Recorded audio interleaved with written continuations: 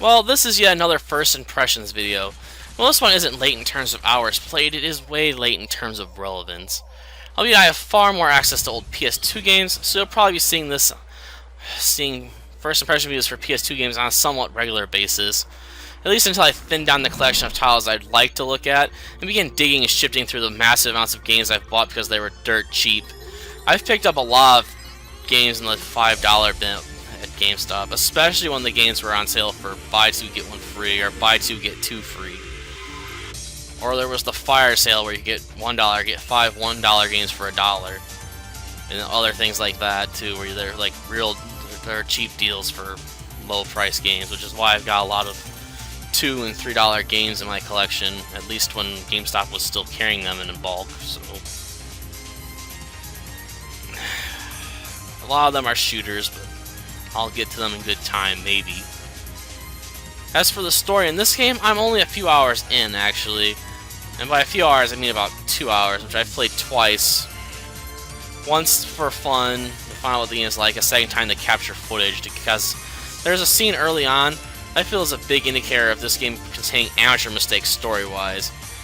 I mean, I just can't believe this scene at all.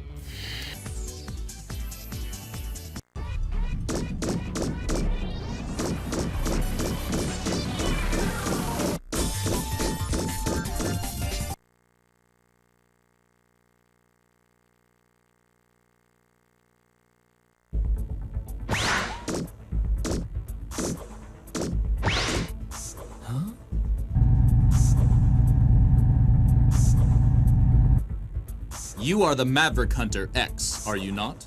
I am Ale. I am a member of the Resistance. Okay, Ale, what's going on around here?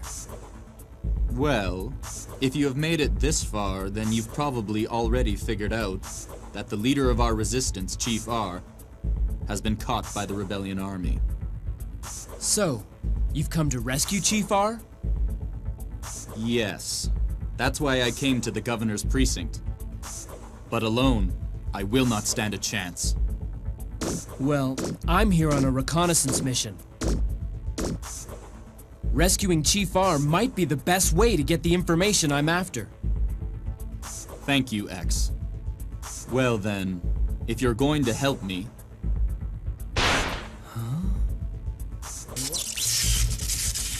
You had better take this ID.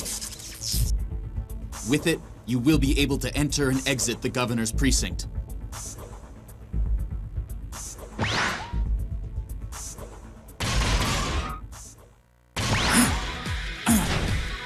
Ale, wait!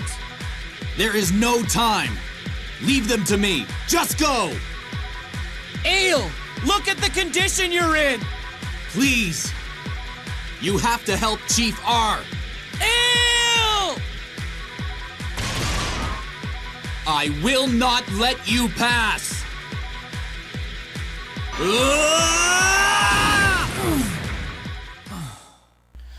I mean, what purpose does it serve to introduce this character and then have him simply die?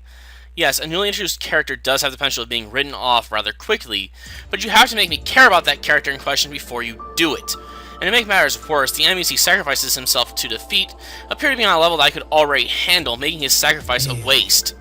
I mean, why introduce him at all if you're just going to kill him off immediately, and why do it if it doesn't make any sense?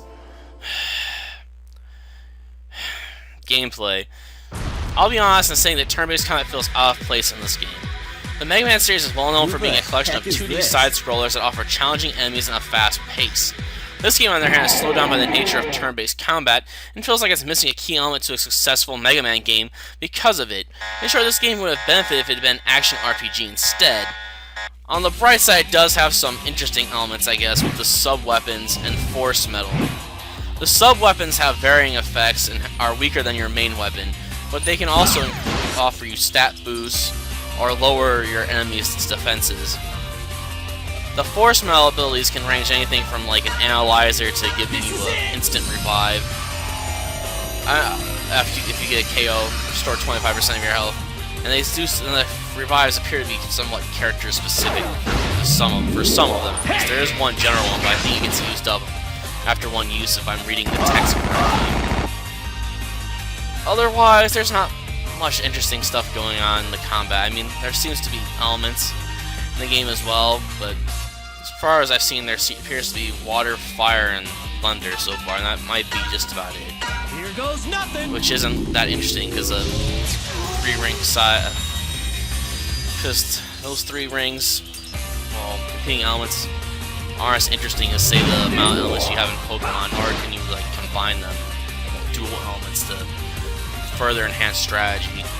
I guess on the graphical and sound end of the things, the game's alright. I do feel like a few of the character models are a bit blocky, but that may be a facet of this world being robotic. And the voice acting is sort of okay. I mean, does a Mega Man game really warrant having great voice acting? Are the Mega Man games really known for having that good of a plot to begin with? The background music is also decent. I mean, it's nothing spectacular.